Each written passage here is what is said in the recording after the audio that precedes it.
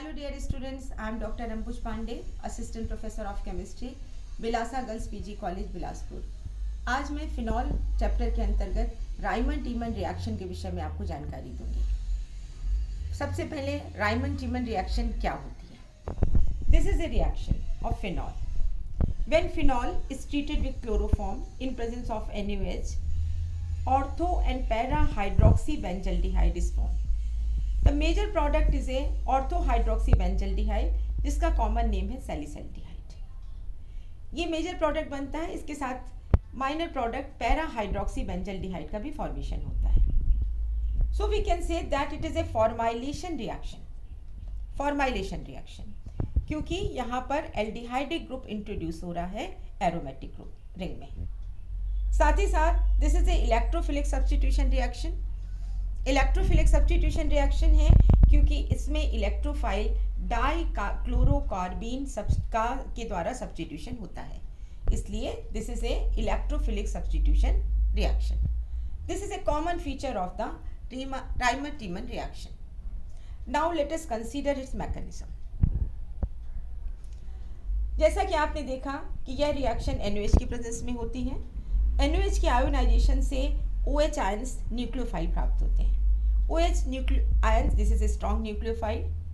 Second step में chloroform पर nucleophile का रिएक्शन होता है OH आयंस का, और ये जो न्यूक्लियोफाइल है ये क्लोरोफॉर्म में उपस्थित कार्बन से जुड़े हुए हाइड्रोजन का प्रोटॉन का एब्स्ट्रैक्ट करता है। ये प्रोटॉन का एब्स्ट्रैक्ट इसलिए संभव है क्योंकि this is a new acidic in nature. हाँ, यहाँ पर हम देखते हैं कि क्लोरोफॉर्म के कार्बन से जुड़े हुए 3 क्लोरीन एटम हैं, और क्लोरीन एटम का आप जानते हैं कि -I इफेक्ट होता है। -I effect electron withdrawing nature है इनका, इसलिए कार्बन पर स्लाइटली पॉजिटिव चार्ज आ जाता है, और इस पॉजिटिव चार्ज होने के कारण इसका जो कार्बन से जुड़ा हुआ हाइड्रोजन है ये अम्लीय गुण प्रदर्शित करता है, एसिडिक नेचर का हो जाता है। और जब इसका न्यूक्लियोफाइल के साथ रिएक्शन, OH के साथ रिएक्शन होती है, तो ये प्रोटॉन आसानी से एब्स्ट्रैक्ट हो जाता है। प्रोटॉन यहाँ पर वाटर मॉलिक्यूल के रूप में निकल जाता है। अब ये जो कार्बन है ट्राइक्लोरोकार्बीन का, ट्राइक्लोरोमेथिल कार्बन आयन है, इस पर कार्बन पर निगेटिव चार्ज है क्योंकि इलेक्ट्रॉन पेयर अब कार्बन पर है। तो this is a trichloromethyl carbon ion. In second step में ट्राइक्लोरोमेथिल कार्बन आयन का फॉर्मेशन हुआ। अब हम थर्ड स्टेप में आते हैं। थर्ड स्टेप में जो ट्राइक्लोरोमेथिल कार्बन आयन है, इसमें कार्बन से जुड़े हुए जो 3 क्लोरीन हैं, उनमें से एक क्लोरीन एटम अपना इलेक्ट्रॉन पेयर लेके अलग हो जाता है। क्लोरीन एटम के निकल जाने पर, अलग हो जाने पर डाइक्लोरोकार्बीन का फॉर्मेशन होता है। डाइक्लोरोकार्बीन का आप ये स्ट्रक्चर देख रहे हैं, कार्बन से जुड़े हुए 2 क्लोरीन हैं। ये जो 2 क्लोरीन हैं, इन क्लोरीन, कार्बन और क्लोरीन के बीच में 2 बॉन्डेड पेयर ऑफ इलेक्ट्रॉन है और एक पेयर नॉन बॉन्डेड इलेक्ट्रॉन्स का है। कार्बोकैटायन के समान ये डाइक्लोरोकार्बीन भी इलेक्ट्रोफिलिक नेचर के होते हैं। दीज आर द इलेक्ट्रोफाइल, लेकिन ये न्यूट्रल होते हैं, इन पर कोई आवेश नहीं होता। इलेक्ट्रॉन डेफिशिएंट स्पीशीज हैं और ये इलेक्ट्रॉन रिच स्पीशीज के साथ रिएक्शन में पार्टिसिपेट करेंगे। तो in the third step there is a formation of dichlorocarbene. This is a electrophile, this is a electron deficient species and this is a highly reactive species. And in the fourth step, now this is a phenoxide ion, और ये जो phenoxide ion का formation हुआ है, यह phenol में उपस्थित hydrogen जो प्रोटॉन था उसको NaOH के द्वारा एब्स्ट्रैक्ट कर लिया गया और वो कन्वर्ट हो गया फिनॉक्साइड आयन में। फिनॉक्साइड आयन में डाइक्लोरोकार्बीन का रिएक्शन हुआ। ये एक न्यूक्लियोफिलिक स्पीशीज़ है, ये इलेक्ट्रॉन डेफिशिएंट इलेक्ट्रोफिलिक स्पीशीज़ है। अब देखिए यहाँ पर क्या होता है कि चूंकि डाइक्लोरोकार्बीन एक इलेक्ट्रोफाइल है, तो ये इलेक्ट्रोफाइल इस ऑक्सीजन पर, जिस पर नेगेटिव चार्ज है, जो न्यूक्लियोफिलिक नेचर का है, उस पर अटैक कर सकता है। लेकिन ये अटैक ऑक्सीजन पर ना करके ऑक्सीजन के साथ जो ऑर्थो पोजीशन है, ऑर्थो पोजीशन पर, this is A ortho position, और यहाँ पर जो ऑर्थो पोजीशन है इस पर अटैक होता है। वो इसलिए होता है क्योंकि ऑक्सीजन पर 3 लोन पेयर ऑफ इलेक्ट्रॉन हैं और मीजोमेरिक +m इफेक्ट यहाँ पर क्रियाशील है। Due to the +m effect the lone pair of electron, जो ऑक्सीजन पर उपस्थित लोन पेयर ऑफ इलेक्ट्रॉन है, उनमें से एक इलेक्ट्रॉन पेयर रिंग पर ट्रांसफर हो जाता है, रिंग की ओर डीलोकलाइज हो जाता है due to the plus M effect. आपने पढ़ा है ये कि लोन पेयर ऑफ इलेक्ट्रॉन अगर डबल बॉन्ड के साथ कॉन्जुगेशन में होते हैं तो लोन पेयर ऑफ इलेक्ट्रॉन विस्थापित हो जाते हैं डबल बॉन्ड की पोजीशन पर। इसलिए ऑर्थो पोजीशन पर अब नेगेटिव चार्ज आ गया, इलेक्ट्रॉन डेंसिटी बढ़ गई, जो क्रमशः बाद में इस पैरा पोजीशन और फिर अंततः इस ऑर्थो पोजीशन पर डीलोकलाइज्ड हो जाती है। अब चूंकि इस ऑर्थो पोजीशन पर इलेक्ट्रॉन डेंसिटी अधिक है, इसलिए डाइक्लोरोकार्बीन जो इलेक्ट्रॉन डेफिशिएंट और इलेक्ट्रोफिलिक स्पीशीज है वो इस पोजीशन पर अटैक करता है। इस पोजीशन पर यहाँ पर इलेक्ट्रॉन डेंसिटी अधिक है और इसलिए कार्बन और डाइक्लोरोकार्बीन के कार्बन के रिंग के कार्बन और डाइक्लोरोकार्बीन के कार्बन के बीच में बॉन्ड बन जाता है, कोवेलेंट बॉन्ड फॉर्मेशन होता है और इस यहाँ पर एक हाइड्रोजन पहले से उपस्थित है। ये जो स्ट्रक्चर है this is a non benzenoid structure, इसमें एरोमेटिक बिहेवियर नहीं है, इसका एरोमेटिसिटी यहाँ पर डिस्ट्रॉय हो चुकी है।